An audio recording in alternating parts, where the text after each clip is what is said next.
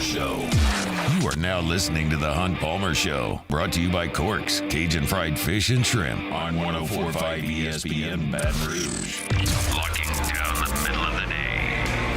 Live from the Mercedes-Benz of Baton Rouge studios. This is Hunt Palmer.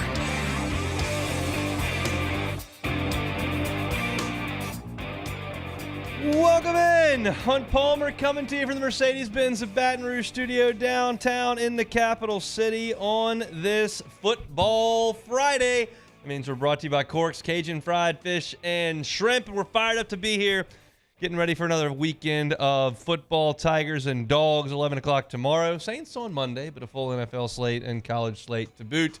So we're pumped up to be with you for the next 2 hours. Casey Gaines and Jacob Beck back there on the ones and twos. Our Friday staples still coming back today. We'll have our NFL tier list at 1:30. My SEC picks against the spread at straight up 2 o'clock. Get my final pick at the end of the show. So lock us in for the next 2 hours. Appreciate you being here with us. I want to do something to start that we haven't done a lot of here for the last 3 or 4 years. We did a little bit of it 2 weeks ago, but for the most part, going back a season and looking at LSU's opponent hasn't really done you much good, because LSU's had a massive amount of turnover in terms of coordinators since 2020. And you had a new head coach last year with all new coordinators and basically a revamped roster. So last year was of essentially no use to do that. Well, we did it a little bit with LSU and Florida State, and we'll do it a little bit here today with LSU and Mississippi State.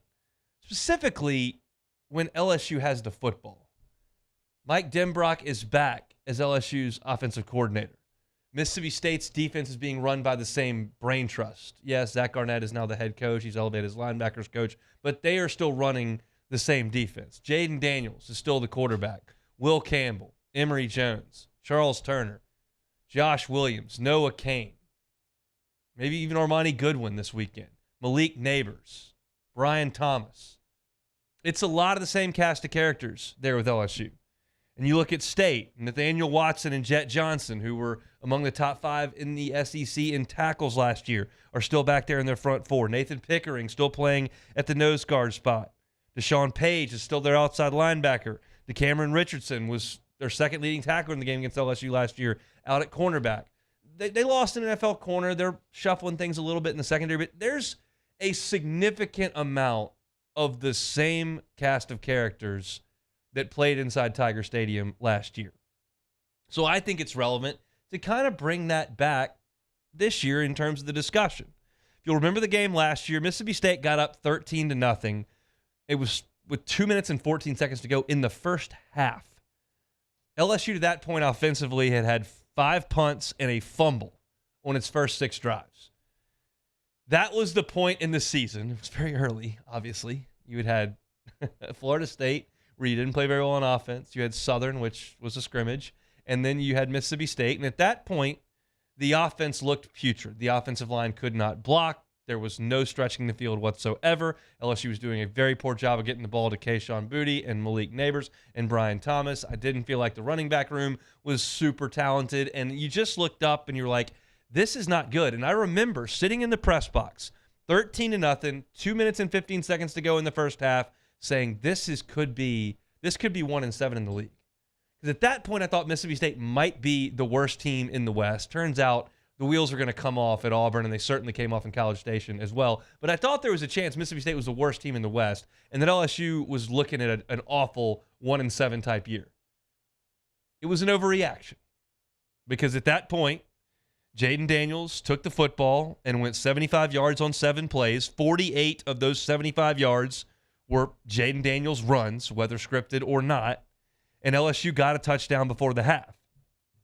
All Mississippi State mustered the rest of the way on offense was a field goal. So when you look back at the game, LSU outscored Mississippi State 31-3 over the last 31 minutes of the game. In the fourth quarter, it was 21-0, and the game totally got away from Mississippi State. It did not look like that with 2 minutes to go in the first half. In that game, Jaden Daniels goes 22 of 37, 210 yards through the air and a touchdown, no picks. He carried the ball 16 times for 93 yards and a touchdown. You had Armani Goodwin, John Emery, Josh Williams, they carried the ball 21 times collectively for 115 yards and 2 touchdowns. LSU did basically whatever it wanted the last 31 minutes of the game. They did very little the first 29 minutes of the game. They did basically whatever they wanted in the last 31 minutes of the game. I trust LSU's offense still, even though things weren't great in the Florida State second half. I think there are playmakers. I think the offensive line can get better. I think there are enough guys at running back to make it work, and I do trust Jaden Daniels at this point. The question is, how will they perform in this game? Because I think LSU is going to need them throughout this season. I think LSU is going to give up points, not just Saturday, moving forward. Will they be able to stay balanced? Brian Kelly was asked that question yesterday in his availability, and this is what he had to say. They're a very difficult defense to go against because it's unconventional in a lot of the things that they do. But at the end of the day, you still have to be able to stay balanced against them. If you're not balanced against them and you can't pick up their pressures, it's a long day. What we were able to do in the second half is pick up some of their pressures, get the ball out, make a couple of big plays. You know, the big one-on-one fade to Neighbors last year was big for us. We were able to hit a big run. You've got to be able to manage your offense, and we got to take care of the football. We make good decisions on offense, especially at the quarterback position. We should be able to have some success. I agree. And he's talking about that fade to Neighbors. You've got to hit plays like that. Mississippi State had a first-round corner last year. They don't this year. They have issues in the back. We had Brian Haydad on yesterday. He said, yeah, I'm a little concerned what they have in the back end. Mississippi State's always pretty good up front, and their 2 linebackers, their front's pretty good. The back end's where they're susceptible. LSU's got enough talent to make that hurt. They hit that fade to Neighbors last year, and they hit him and hit him and hit him, and then finally Armani Goodwin busts off a huge run that Mississippi State's just tired and not able to get to. LSU's got to be able to get the ball down the field where they have a sizable talent advantage. LSU did not have a sizable talent advantage really anywhere in the Florida State game, and I talked about that. I liked LSU's offensive line. I thought that Jared Verse and a veteran Florida State defensive front was really good. I liked that Florida State went and got Fentrell Cypress to be a corner who's going to be probably a top 3-round pick, and I thought that their secondary was up to the challenge, and most of the time it was. I thought Florida State's offensive line, that may have been the one thing that I thought LSU could tip the scales in, but I love Travis and those wide receivers. Obviously, I thought gave Florida State an advantage over Mississippi State. I don't see that tomorrow. I see LSU having a sizable advantage on the outside, and the question is, can LSU stretch the field? And Brian Kelly talked about that yesterday. We've got good players. We can push the ball down the field. If you're going to run, double cloud and drop 8, it's a little bit harder to get the ball down the field, but, we'll manage what we see. And when we get the opportunity, if we get man coverage, we should win some matchups. Every college football team has to. So I guess my answer would be we feel very confident going into any game that our passing game can stretch the field and generate big plays down the field. Now, I believe, as I said yesterday, that Zach Arnett and his staff are going to try to limit that. They understand that Malik Neighbors is a bit of a matchup problem for them. They understand LSU's athleticism on the outside is better than what theirs is on the outside. Well, what does that lead you to do? Not as play as much man, for one, puts you in zone, kind of casts a net, and LSU might have to do it death by 1,000 cuts early. But eventually, if you continue to have success doing that, and there's nothing that Jaden Daniels is better at than 5-yard passes and quarterback runs, and that's death by 1,000 cuts. And eventually, you get sick of that as a defense and as a staff. And if LSU will be patient early in the game and take that, not make any mistakes, no holding penalties, put you behind the sticks, no drops, just be methodical, State will come up, and when they do, you take advantage over the top, just like LSU did last year. And if you get them in those situations where you get them into one-on-one, State's going to have trouble winning those. And I don't think that LSU is. Now, when Daniel's got to make the throws. And if he does that, like he did last year, I think LSU should have success offensively. There's a blueprint from last week with Arizona where you look up and Jaden DeLora is running all over the place in the second half and ended up having a very productive day. Now, he turned the ball over a ton. He had 4 picks. You can't do that. But he threw for 342 yards and ran for 44 more. He is diet light Jaden Daniels. I mean, like flat, been out in the sun for 4 hours, still the same thing, but not even close. If Jaden plays a solid game tomorrow, he's better than what Mississippi State can deal with. He needs help from the running game. He needs help from the receivers, winning matchups and going to get some 50-50 balls. But as I look at this LSU-Mississippi State matchup, when LSU's got the football, I see a lot of advantages. We'll see what LSU does on the right side of the offensive line. We'll see how the tight ends can acclimate themselves. You're going to see Mac Markway. You're going to see Kamorian Pimpton. You're going to see freshman tight ends out there. And it's not Mason Taylor for the very, very likely. So that's a little bit of a ding. But you've still got veterans all over the field, and you ought to be able to take advantage of Mississippi State, even in that environment, even with a good defensive coordinator, even with a senior-laden defense. LSU's just better than them. And that's not something I could tell you 2 weeks ago when LSU took the field in Orlando. So I feel pretty good about LSU on the offensive side of the ball for sure. Let's hope this is one of those games where everything kind of clicks like it did in the second half against these guys, like it did against Florida last year, like it did against Ole Miss last year. There's some explosiveness in this offense that needs to come out in Davis-Wade Stadium coming up tomorrow. Our Friday show is brought to you by Cork's Cajun Fried Fish and Shrimp. Toward the end of the lunch hour here, if you're looking for a late lunch, get on by Cork's, Government Street between Foster and Jefferson. Great new food concept here in Baton Rouge. Delicious crispy fried catfish, fantastic jumbo Gulf shrimp. Their recipe, their batter, born right here in the seafood capital of the world, South Louisiana. Crispy shoestring fries. Great service as you go through that drive-thru. They'll take your order, get the card, and they'll send you right on through, get your food out quickly, and it holds in those go boxes exceptionally well. I've been amazingly impressed with the way that it holds up in terms of a drive-thru. If you're having a watch party tomorrow for LSU and you want some lunch for the whole crew, maybe you've got a Hester-sized family. It's not even a watch party. You just got a lot of kids. Corks can get your catering orders. They've got the big haul, which feeds 5 or 6, a ton of fried catfish, ton of shrimp and fries with your honey butter rolls, all your sauces, tartar sauce, cocktail sauce. Of course, they got your ketchup as well. Corks, fantastic restaurant from the same folks that brought you Kuyans across the river over there in Port Allen. They bring you our Friday shows. We'll flip things when we come back. We'll talk about this LSU defense facing a new-look Mississippi State offense, and I've got some pretty pointed thoughts about that. We'll get to that next. You are now listening to The Hunt Palmer Show. LWCC is Louisiana loyal, elevating and celebrating champions of Louisiana. I love telling you about Marucci Sports. I think most of you who are sports fans listen to us are well aware of Marucci Sports, but it was just a backyard operation once upon a time. Started handcrafting bats, and now all of a sudden the best players in Major League Baseball use Marucci equipment. By producing top-quality, game-changing products, Marucci has garnered a loyal following among athletes from aspiring amateurs to professional stars. I tell you about Anthony Rizzo every day because that's my guy. That's my Cubs captain. Sickens me that he plays for the Yankees. But you also got to know about the Baseball Performance Lab. They've expanded their workforce over at Marucci by 137%, helping to attract and keep top talent here in Louisiana. Meanwhile, the Marucci World Series every single July brings thousands of youth athletes, families, and coaches to Greater Baton Rouge, which is a great economic boon for us in the summer. Marucci is a champion of Louisiana. LWCC is Louisiana loyal. Our listeners fire off their opinions on the jimsfirearms.net hotline at 499-1045. Keep listening for your next chance to shoot us your thoughts with the jimsfirearms.net hotline on 1045 ESPN Baton Rouge.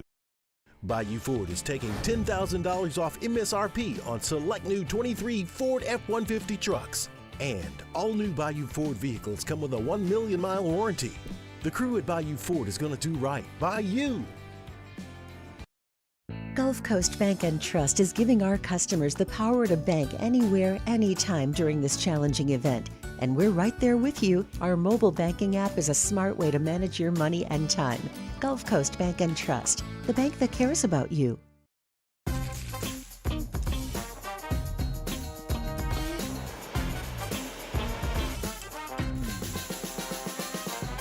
The best kept secret in town is out. Discover Tallulah at the Renaissance Hotel on Bluebonnet. Make this summer your backyard party year with Chris's Specialty Foods. Wings, burgers, brisket, steak, and boudin, plus great Cajun side dishes. We do all the prep, and you enjoy laughing with friends and family. Chris's Specialty Foods, Millerville, New Orleans, Prairieville, and Frisco. Everybody loves Chris's authentic Cajun meat.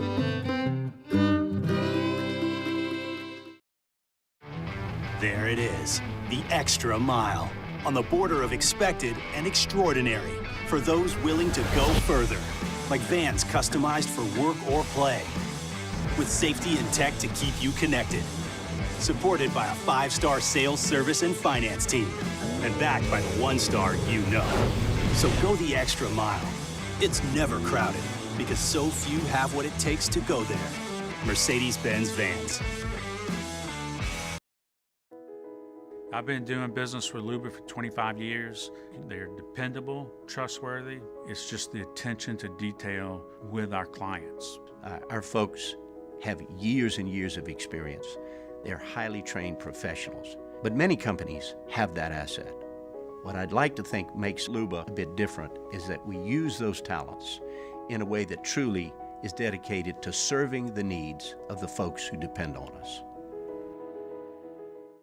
Gulf Coast Office Products is a nationally recognized Savin office equipment dealer based right here in Louisiana. Over 100 employees strong, Gulf Coast has the boots on the ground to support all vertical markets from education, engineering, legal, and finance. With the latest in office technology, from desktop to production segment units, Gulf Coast and Savin have the perfect fit for you. Call 225-756-2644. That's 756-2644 for Gulf Coast Office Products. Bayou Chrysler Dodge Jeep Ram has $12,000 off MSRP or 2.9% for 72 months on all new 23 Ram 1500 trucks in stock.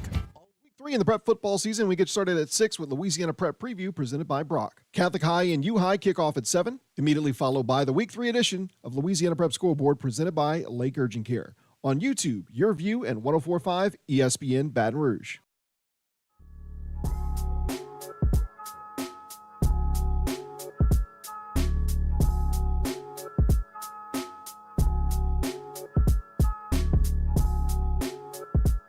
You're listening to The Hunt Palmer Show, brought to you by Corks, Cajun Fried Fish and Shrimp. A little different game day schedule tomorrow. We're not super accustomed to 11 a.m. kicks, but we'll make it work. 7 o'clock, Eagle 98.1 game day will fire up from right here in the Mercedes-Benz of Baton Rouge studio. That'll be Charles Hannegriff and Matt Musso. They're usually at Rouse's pregame. Rouse's is not open at 7 o'clock, so they'll be right here. They'll go from 7 to 9, abbreviated. Usually it's 3 hours. It'll be 2. At 9 o'clock, the LSU Sports Radio Network will take over. That's myself, Brandon Taylor, and Marlon Favorite. We'll lead you up till 10:30. We'll toss to the broadcast team there in Starkville. They'll have the call of the game and 30 minutes afterward. 30 minutes after it goes final, LSU Sports Radio Network continues with myself, Marlon Favorite, and Brandon Taylor, taking your interaction via Twitter and any other way you want to get in touch with us. If you got my cell phone number, fire away. We'll be with you for an hour, and then 90 minutes after the game goes final, it'll be Charles Hannegriff and Richard Dixon from Rouse's Burbank and Lee, a 3-hour extended post-game. Hey, I forgot. I'm not in routine. Casey, call Preston. I totally forgot about that. We're working into routine. We're only 3 hours in, and Preston just texted me. He said, "Hey, are we calling?" And I just blanked on it. So yeah, we are going to call Preston right now. But that's your setup for LSU and Mississippi State tomorrow. 7 a.m. Eagle 98.1 game day fires up, and we will run through probably about 7 p.m. But I'll be done at like 4, which is super awesome. Which is why I love the early game. It's just a different viewing experience for y'all. Get up, get the grill, the pits going early, get the drinks flowing a little early, and we'll see LSU and Mississippi State play at 11 o'clock tomorrow from Davis Wade Stadium in Starkville. We always talk to our guy Preston Guy here from TigerBait.com at 1:15 in the first hour, so we'll do that as Casey gives him a call. 104.5 ESPN, along with Acura of Baton Rouge, teaming up to honor our military and raise funds for Folds of Honor. This nonprofit organization provides scholarships to the spouses and children of soldiers who were killed or disabled in service. To donate to this important cause, visit our website, 1045ESPN.com. Everyone who makes a donation will be entered to win exclusive prizes, Folds of Honor, to honor their sacrifice and educate their legacy. We'll get to my NFL thoughts coming up here in about 10 minutes, and we'll also do our SEC gambling picks at the top of hour number 2. try to keep things rolling. Had a bad week last week, but we're going to get things back on track with the SEC Game of Picks. I've got a couple that I feel really, really good about this week, so we'll get to those at straight up 2 o'clock. We'll head out to the Jim's Firearms Hotline right now. Preston Guy from TigerBait.com joins us every Friday when I remember, and it just slipped my mind. And thanks for the text. Preston, how are you? Hey, Hunt, how's it going, man? I was like, man. Well, you were Johnny on the spot. It's early. I'm not in the routine. Maybe it's the 11 o'clock kickoff that's got me thrown off. Maybe either I way, need to shoot you a reminder text. I appreciate that very much. So, did you learn anything when they played Grambling last weekend? Well, I learned that defense is slightly concerning to me. I learned that there's a lot of veteran players on that defense who aren't playing with discipline right now. Talking about, safeties not breaking down and tackling, so that's a concern. But, I also feel more confident about this offense and their ability to do things as the year goes on. Let's talk about the concerns on the defense. What specifically are they and how fixable? Well, on the defensive line front, you did get very good pass rush. Every throw they took, I charted the first 3 drives, which is really, really struggled. They gave up 237 yards in 3 drives. That's not good when you're playing Grambling. No. You really want to be closer to 0 than 237. But the defensive line, while they messed up some run assignments, Mason Smith, in the classic case of being rusty, ran upfield when he was unblocked. And that's a really good way to take yourself out of the play and let that offensive lineman block someone downfield for a big gain.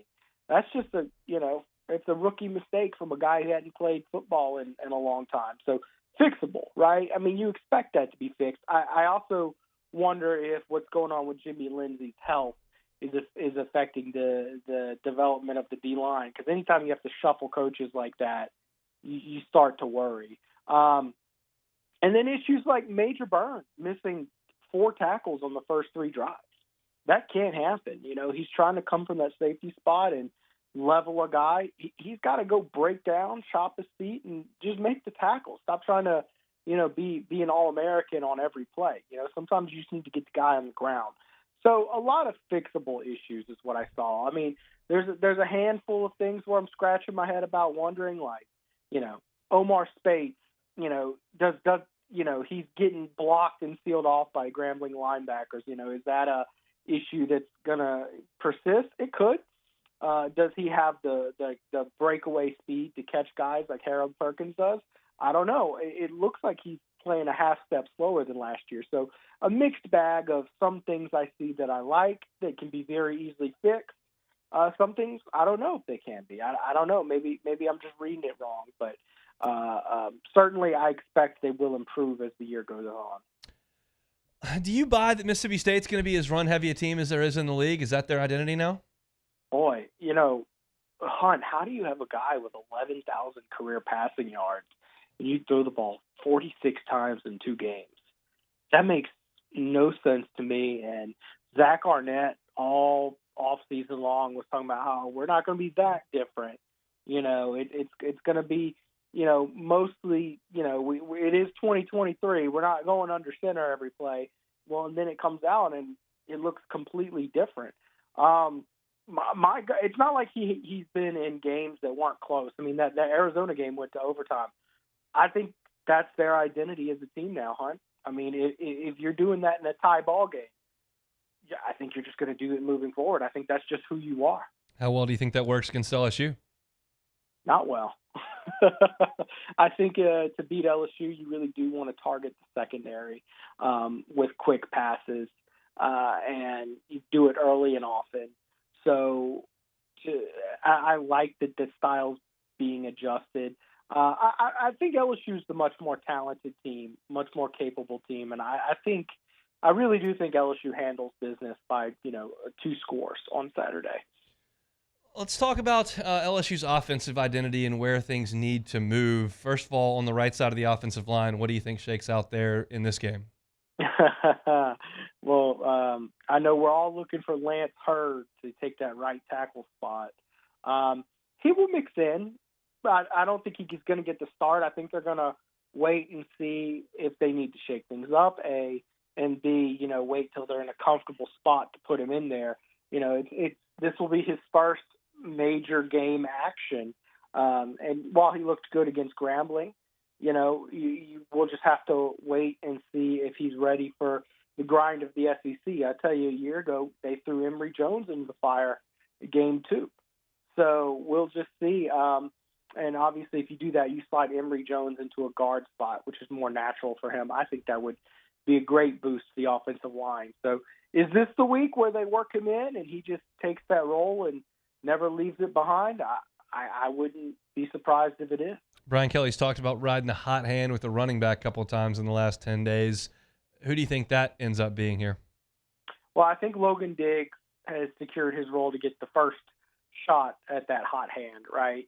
And I think your next most talented back is Caleb Jackson. And if you can get those two up to speed and, make sure they're making all their blocks and doing all their assignments, I think that's when you're best off. I think you are best when your two most talented backs are running the ball. And then behind them, of course, you've got, Williams, Kane, and Bradford that'll mix in with a healthy share. And I like the approaches. See if one guy gets a hot hand and then just roll with him. As far as stretching the field goes, Brian Kelly talked about that yesterday. Do you have confidence that they'll be able to do that? I don't. I have my concerns. Obviously, Jaden Daniels played about as good a game as you could possibly ask him to play against Grambling, but all of his downfield throws were wide open throws that if you're missing that guy, you don't really belong in the SEC, if we're being honest. And Jaden, I wonder if his cake is baked in terms of what his identity as a quarterback is. Is he a guy who's just gonna take short, easy throws whenever they're there and always be kind of timid to push it downfield? He needs to push it downfield if LSU wants to take the next level and beat the Alabamas of the world and be able to compete in the SEC championship. But I just haven't seen anything quite yet. The shots he takes downfield are usually wide open shots, and he really needs to trust in the accuracy of his arm. So until I see him start doing that, I'm going to say probably not. 10,000-foot view of the SEC West through 2 weeks. How do you feel about it? Looks like there's been a bit of shift of power outside of the SEC. And, where I wonder is this just a one-year thing? Because down years happen in the SEC. I mean, it's not invulnerable. Or is it just coincidence that this comes on the heels of the transfer portal and NIL era getting cooking? Only time will tell. But this is the good news for LSU is that the schedule ahead of them is the most manageable schedule we've seen in the SEC since 2007. Bama looks to be down. They just announced Tyler Buckner will be their new starting quarterback, which he's never been good anywhere he's played. So maybe he takes that step forward. He should be a bit more polished of a passer than Jalen Milroe, but it's not really saying too much. This is a year LSU can compete. So, I'm feeling real good, especially the SEC West seems to be very winnable. Enjoy the football this weekend, Preston. We'll do it again next week. All right, hon. Have a good week. He is Preston Guy, TigerBait.com. He and Mike Scarborough do a great job over there. You can catch their post-game video up on their YouTube channel each and every week. When we come back, and I look and some nuggets on the NFL slate that is to come this weekend. It's the Hunt Palmer Show. The Hunt Palmer Show. One Bath and Closets, onebathandclosets.com. Holidays are coming. If you want to look at it from a gift-giving perspective, good time to get your ducks in a row. Maybe One Bath and Closets is a call you need to make. How much better would your home situation be if you got a new bathroom for the holidays? One Bath and Closets can make that happen. They do full-scale bathroom renovations and remodeling, soup to nuts, as David Duvall and his team say. They start it, they finish it. You don't make another call to a single other contractor. Maybe it's not that intensive. You just want to take that old tub out that you never use anyway and put in a gorgeous glass walk-in shower. Change that look and functionality of your bathroom. And on the closet side, a lot of us just clutter. What would a new closet mean for the organization in your life? If you do both of them with One Bath and Closets, you'll get 10% off if you're a 100% Hunt Palmer listener. 10% off if you're a Hunt Palmer Show listener. OneBathAndClosets.com is the website. Head on over to that website, look at the testimonials, look at the pictures of their great work, and request that free consultation over at OneBathAndClosets.com. In times of need, get a full list of phone numbers, websites, and other important emergency information on the Demco Stormwatch page at 1045ESPN.com. Bayou Ford is taking $10,000 off MSRP on select new 23 Ford F-150 trucks. And all new Bayou Ford vehicles come with a 1 million mile warranty. The crew at Bayou Ford is going to do right by you. I've been doing business with Luba for 25 years. They're dependable, trustworthy. It's just the attention to detail with our clients. Our folks have years and years of experience. They're highly trained professionals. But many companies have that asset. What I'd like to think makes Luba a bit different is that we use those talents in a way that truly is dedicated to serving the needs of the folks who depend on us. At Relief Windows, we're more than windows. We're windows, doors, hardy plank, and vinyl siding. But our number one product is always customer satisfaction. Visit us online at reliefwindows.com. The importance of doing this fortified program and offering it to people down here is, number one, the only real chance you're going to get to do this is when you put on a new roof or build new.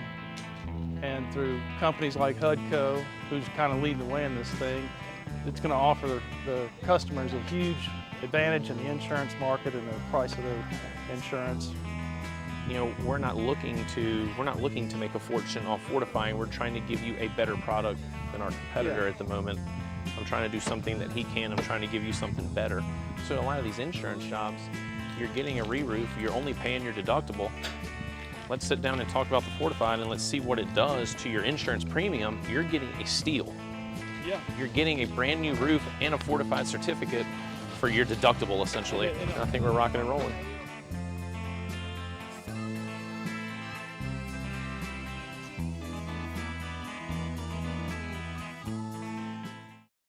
Dylan Cruz here to tell you about Six Rings Baseball and Softball Camp. If you live on the North Shore and play ball, go to Six Rings Camps with former LSU assistant coach Dan Canaveri. His knowledge is second to none, and your child will improve and have fun doing it. Camps are held at Coquille Park and Six Rings Academy in Covington with 4 sessions over the summer. Full day and morning only sessions are available from ages 7 to 13. Go to sixringsbaseball.com or call 985-206-9096.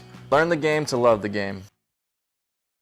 Scooncha, fall in the air. Fall is right around the corner, which means fall fishing is, which means it's time for you to take your boat to the next level with front-to-back boat service in a bunch of different ways. You want a custom stair job, you can have a ton of fun out there on the water. They can do that. What about a spot lock trolling motor? So you stay right where you need to in casting lines. Or sonar that's let you see the fish under the water before you cast. All of your maintenance needs as well. For 38 years, Live at lunch, live from the Queen Casino, the DraftKings Sportsbook, this Monday, 10 a.m. to 1 p.m., right here at 104.5 ESPN Baton Rouge. Live at lunch from the Queen Casino, Monday, 10 a.m. to 1 p.m., 104.5 ESPN Baton Rouge.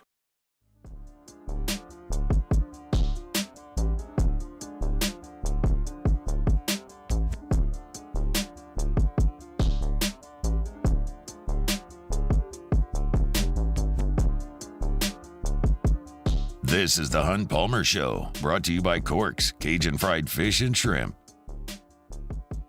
All right, NFL Week 2 is upon us. Looked like a great game last night in terms of the score. Was it a great game? The Eagles kind of dominated. But got a full slate coming up on Sunday. Saints, of course, don't play until at Carolina on Monday. We'll preview that one on Monday's show.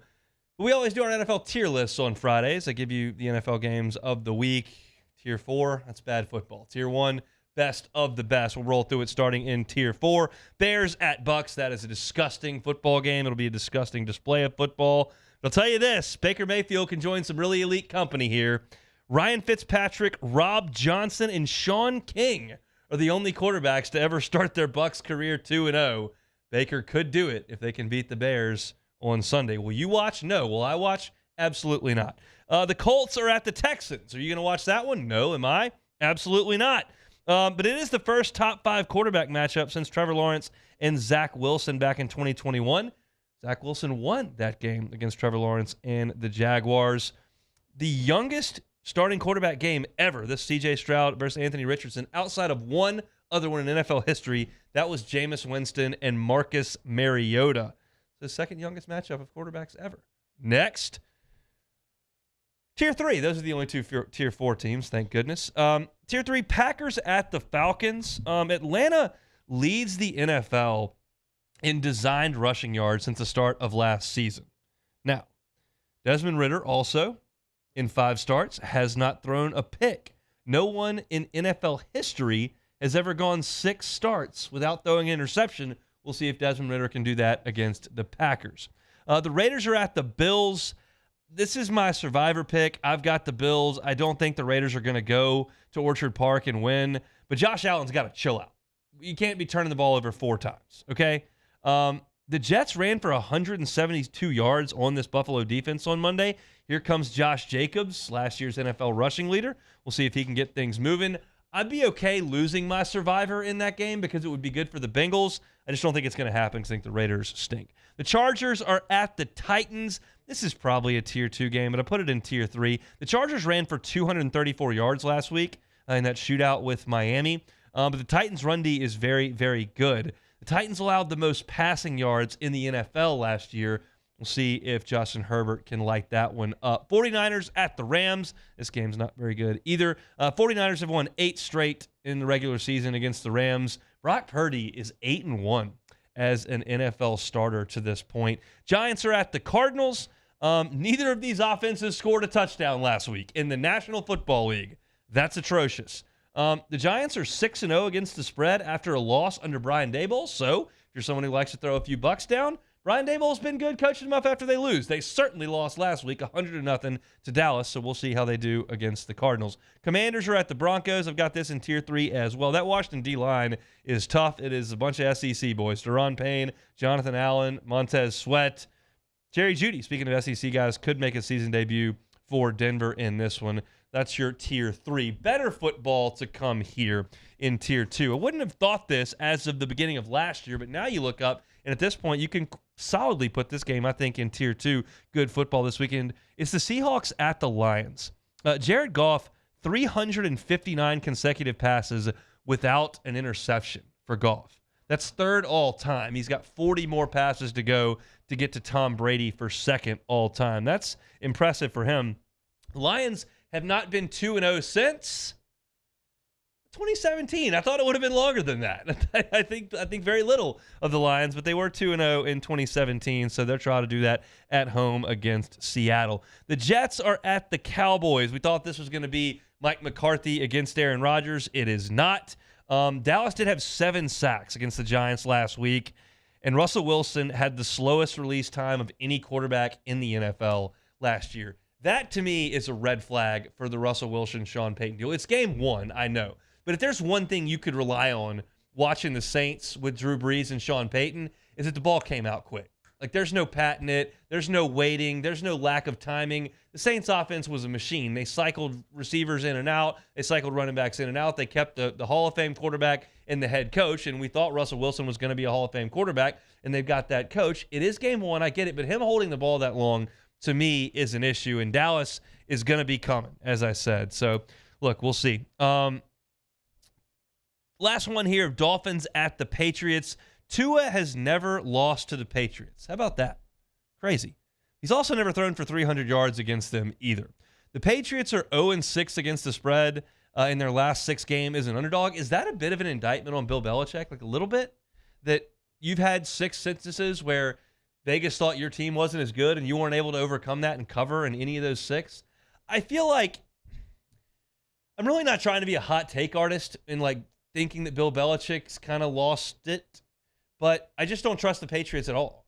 I think that they've got a mediocre quarterback and a mediocre roster in a really good division, and I just don't think they're going to be very good. So I've got the Dolphins going to New England and winning. Tier 1, this is the best football of the weekend. The Ravens are at the Bengals. 3 of Joe Burrow's 4 worst QBR games last year were against Baltimore. Obviously, one was in the playoffs. And Lamar Jackson, as an underdog, is 10-1-1 against the spread in the regular season. 10-1-1 against the spread as an underdog. None of these statistics give me a lot of solace as a diehard Bengals fan. Huge Bengals guy, been a huge Bengals guy for multiple years. And I don't like the fact that Joe has struggled against Baltimore and that Lamar Jackson's awesome as an underdog. Now, look, this same thing was we talked about last week where Cleveland kind of owned Cincinnati since Joe got there, and that definitely bore itself out. We were also worried about Joe not practicing enough. Well, they looked terrible last week. They got to get it figured out at home against Baltimore because, as I mentioned yesterday, my worst loss of the weekend, I think that would be the Bengals losing at home to Baltimore because all of a sudden you'd be 2 games behind Baltimore in the division, have no control over the tiebreaker, and you've lost a home game to them as well. That's not a great place to be. Bengals need to come out and win this game against the Ravens in Cincinnati on Sunday. In the last Tier 1 game of the weekend, Chiefs at Jacksonville.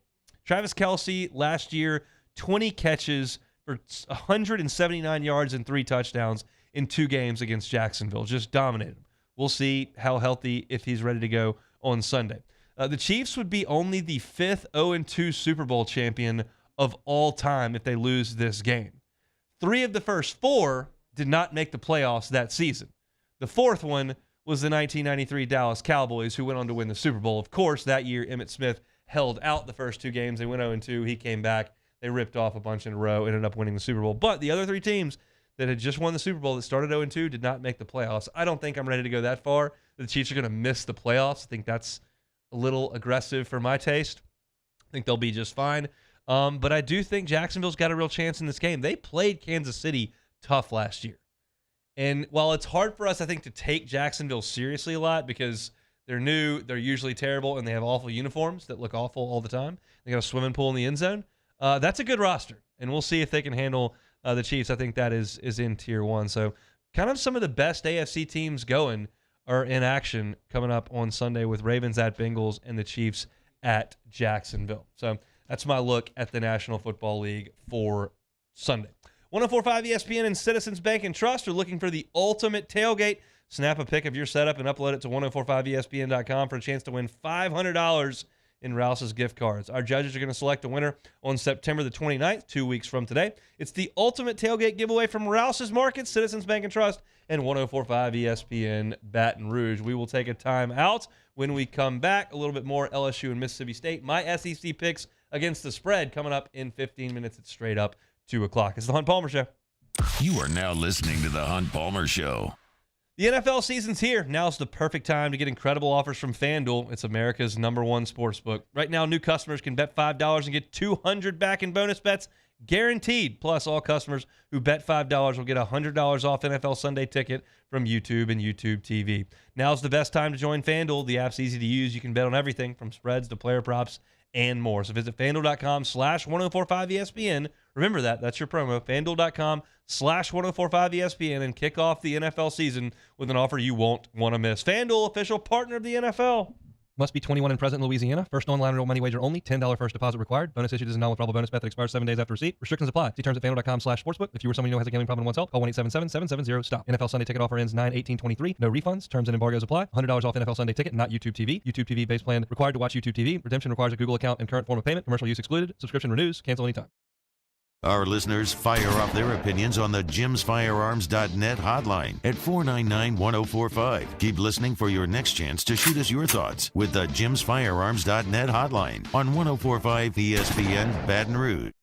When is a taco more than just a taco? When it's Government Taco. Voted best tacos 3 years in a row by 225 Magazine, Government Taco puts the most delicious spin on tacos the capital area has ever seen. With creative combinations like the Magna Carrot, the Filibuster, or the Steak of the Union. Plus perfect tortilla chips paired with the best salsa and queso you've ever had. And happy hour every day from 3 to 6 p.m. and all day on Thursday. Government Taco, 5621 Government Street. Running Boards Marketing can help you get their attention. Imagine your brand's message on a giant LED billboard truck that can't be skipped and is nearly impossible to ignore. Running Boards Marketing is the leader in effective and affordable advertising on digital mobile billboards, which are 2 times more effective than traditional billboards. With a 97% recall rate, you'll leave a lasting impression with your customers.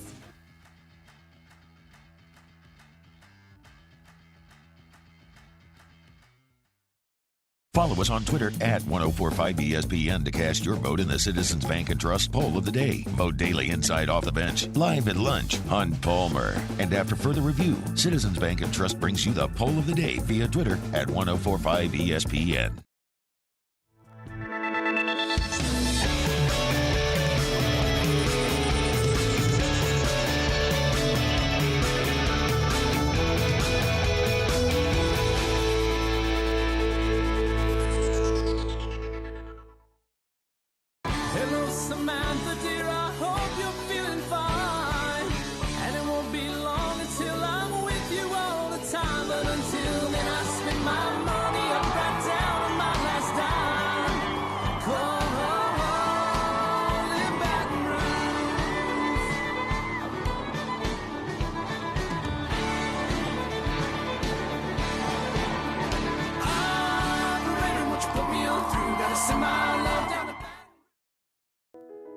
I've been doing business with Luba for 25 years. They're dependable, trustworthy. It's just the attention to detail with our clients. Our folks have years and years of experience. They're highly trained professionals, but many companies have that asset.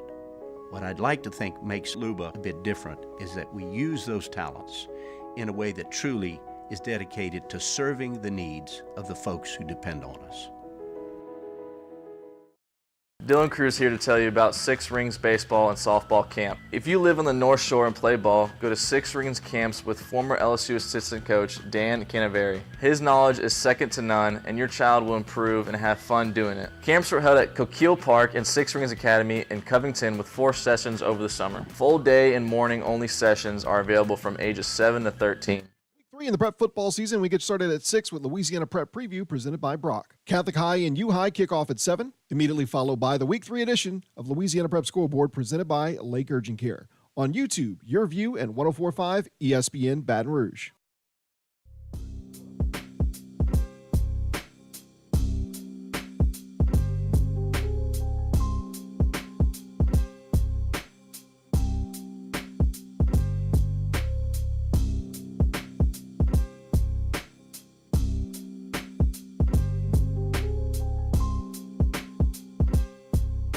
You're listening to the Hunt Palmer Show, brought to you by Corks, Cajun Fried Fish and Shrimp.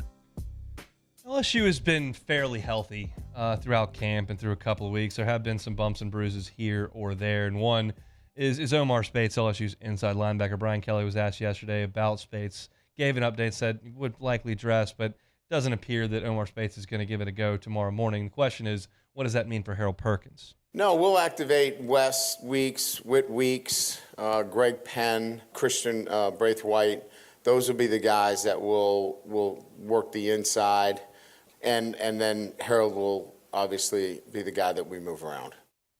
That answers that, and I think that's a candid response. I'm skeptical of most press conference answers because coaches are not going to tell you much. They'd rather just keep that to themselves and try to go win a ball game. But I do think that tells you that they're not going to stick Harold Perkins on the inside and say, "Hey, man, just play between the hash marks and get downhill when you got an opportunity." They're gonna move him around and put him in some spots to be quote unquote dangerous. But we do know that Mississippi State is going to attempt to run the football, and that means that LSU is going to have to play well at the point of attack and play well at that second level in the linebacker spot. Brian Kelly spoke to stopping Mississippi State when they get the ball moving on the ground. They're a team that does a really good job running outside zone, and their ability to do that has been, clearly demonstrated over the first couple of weeks. So the interior guys, the 4 techniques, the 3 techniques, and then you've got to be able to set the edges. We're going to have to do a really good job of setting the edges with our big ends. And again, I think that, when you talk about our entire defensive line, that Jackson's going to have to do a really good job. Ovi's going to have to do a good job. We're counting on a little bit of everybody to pitch in, to be able to defend the run. I'll tell you another aspect that I don't think has been talked about very much at all, certainly not on this show, and I haven't heard a lot of it anywhere here this week, and that is the ability of Mike Wright. If you don't know who Mike Wright is Mississippi State's backup quarterback. He also was a starting quarterback at Vanderbilt for a lot of his career. He started 5 games in 2021. He started 6 games in 2022. As a junior, he was a team captain, and he is a significant running threat. Last year at Vanderbilt, he ran for 517 yards and 5 touchdowns. In the opener against Southeastern Louisiana, he ripped off a 53-yard run in the third quarter for them. He is a very, very good athlete. And if Mississippi State wants to pride itself on their ability to run the football, I don't know if it's going to be super successful with Will Rogers back there in the pistol, handing off and plowing ahead into LSU's front. That seems like a losing proposition, in my opinion, for Mississippi State. However, if you want to bring Mike Wright in and do some things creatively, and it sounds like kind of a Wildcat package, but it's not. Mike Wright's been an SEC starting quarterback. Like, he can throw the ball. That would be a wrinkle outside of Will Rogers that Mississippi State could certainly go to get the ground game going. And I think they will show some of that in this game. He's a dimension that it feels like they would want to go to create some speed and stress the edges a little bit with some things that Will Rogers can't do. The thing that was baffling to me about Mississippi State against Arizona was not that they ran the ball as much as they did, because they had a lot of success in the first half running the ball. It's what they did passing the ball off of their running game, which was around the line of scrimmage. Preston Guy, back with us 45 minutes ago, said, look, it was a lot of 5-yard passes. It would seem to me that if you were going to be a ground-heavy team that was attracting numbers into the box, that you would then try to throw it over the top of that. And they really didn't do that. Brian Kelly yesterday talked about Mississippi State's play-action game and what he's seen. So when you run the ball very well, obviously that's the essence of it, right? The ability to now take shots down the field, and that's what they do. Whether it's moving the pocket or play action shots, that's what this offense is about, and they do a really good job. I don't know how you would know they do a really good job. They didn't do it. So that's what I'm talking about when I say I'm skeptical of coaches' interviews in a press conference. They didn't throw it down the field. They didn't take their shots. They didn't hit big plays. They weren't really good at it. They threw the ball around the flat. They threw the ball to the boundary. They threw the ball in the screen game. They threw the ball in the quick hitch game. They didn't throw the ball deep. And maybe it's because they don't trust their talent. Tolu Griffin is their best wide receiver. He's 5'10", and is not exactly about to go up and Keon Coleman you, okay? They just maybe don't have the guy. Ra Thomas was the guy. He's in Athens. Other Bulldogs. Probably moving on up in the world a little bit. That may be one reason Mississippi State has not been able to take some shots and has relied on a ground game identity through 2 weeks, because they just don't trust the guys they have on the outside.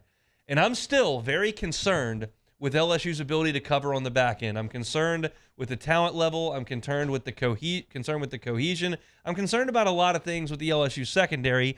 I don't know if Mississippi State is capable of really exploiting that. I trust Will Rogers. I think he's really good. I think they're putting the handcuffs on him a little bit. But maybe the personnel is putting the handcuffs on him, not the coaching staff. Right? Wouldn't that make sense? Yeah, I'd like to take a bunch of shots, but I don't have the 6'3" receivers that can go do it. I'd love to be a great three-point shooting team and chuck up 40 a game. All my guys are post players and they can't shoot. Okay, well, I get it. I'd love to bash 140 home runs of the college baseball team, but all my guys are 5'10", 170. They're good on defense. We can bunt well, but we're not exactly going to go up there and swing for the fences. If Mississippi State's playmakers on offense are such that they don't have the guys to stress your defense down the field, well, it'd be kind of a waste of time to try to do that a ton. But it's just counterintuitive to me to run the ball and run the ball and run the ball, and then your pass game's inside 5 yards. Something's got to give tomorrow. It's either going to be this game plan moving forward because it doesn't work at all, or they're going to break Tennessee in a big way. We'll just have to see. I'm curious because I think Mississippi State's going to throw the ball down the field a little bit tomorrow.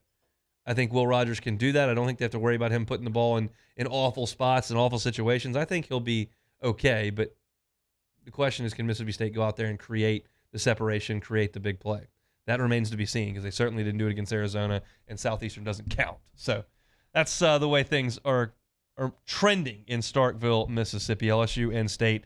11 o'clock tomorrow, as I mentioned. Eagle and 8.1 game day will get underway at 7 o'clock with Matt Musso and Charles Hannigan right here in the Mercedes-Benz of Baton Rouge studio. That's it for hour number 1 here. You can catch it all on demand. 1045ESPN.com's on-demand tab, Apple Podcast, Spotify, Google, anywhere you find your audio. Our full shows are there each and every day. Also on YouTube, we invite you to subscribe to Hunt on LSU as well as Hunt on Saints. All of your LSU football content right there on Hunt on LSU. You subscribe to it, it'll show up right there on your homepage. Same thing with Hunt on Saints. We opened talking about this Mississippi State defense against LSU's offense. Preston Guy from TigerBait.com was with us at 1:15. We went through the NFL slate earlier as well. When we come back after SportsCenter, my SEC picks against the spread. Last week wasn't awesome. We were 4-8. Got a rebound. Come back after SportsCenter. Friday show is brought to you by Corks. Bayou Chrysler Dodge Jeep Ram has $12,000 off MSRP or 2.9% for 72 months on all new 23 Ram 1500 trucks in stock. All with Bayou's 1 million mile warranty. The crew at Bayou Automotive is going to do right by you. Gulf Coast Bank and Trust is giving our customers the power to bank anywhere, anytime during this challenging event. And we're right there with you. Our mobile banking app is a smart way to manage your money and time. Gulf Coast Bank and Trust, the bank that cares about you. It was a humid day, barefoot children play, looking for that summer shade, time to slip away. Oh, Louisiana, some kind of hold on me. Like cypress stumps, your roots are planted deep inside of me. Gulf Coast Office Products is a nationally recognized Savin office equipment dealer based right here in Louisiana. Over 100 employees strong, Gulf Coast has the boots on the ground to support all vertical markets from education, engineering, legal, and finance. With the latest in office technology from desktop to production segment units, Gulf Coast and Savin have the perfect fit for you. Call 225-756-2644. That's 756-2644 for Gulf Coast Office Products. There it is, the extra mile, on the border of expected and extraordinary, for those willing to go further, like vans customized for work or play, with safety and tech to keep you connected, supported by a 5-star sales, service, and finance team, and backed by the 1-star you know. So go the extra mile. It's never crowded, because so few have what it takes to go there. Mercedes-Benz Vans. Dylan Cruz here to tell you about Six Rings Baseball and Softball Camp. If you live on the North Shore and play ball, go to Six Rings Camps with former LSU assistant coach Dan Canaveri. His knowledge is second to none, and your child will improve and have fun doing it. Camps were held at Coquille Park and Six Rings Academy in Covington with 4 sessions over the summer. Full day and morning only sessions are available from ages 7 to 13. Go to sixringsbaseball.com or call 985-206-9096. Learn the game to love the game. Scooncha, fall in the air. Fall is right around the corner, which means fall fishing is, which means it's time for you to take your boat to the next level with front-to-back boat service in a bunch of different ways. You want a custom stair job, you can have a ton of fun out there on the water. They can do that. What about a spot lock trolling motor? So you stay right where you need to in casting lines, or sonar that's let you see the fish under the water before you cast.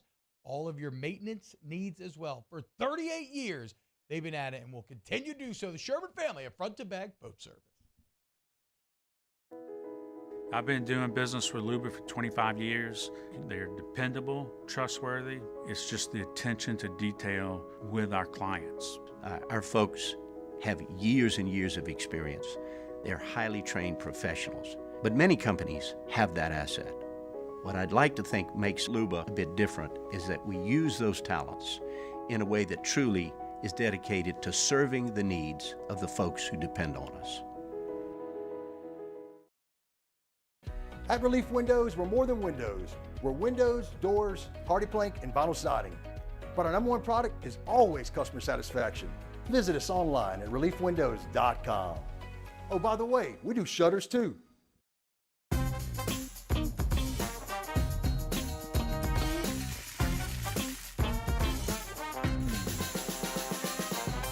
The best kept secret in town is out. Discover Tallulah at the Renaissance Hotel on Bluebonnet.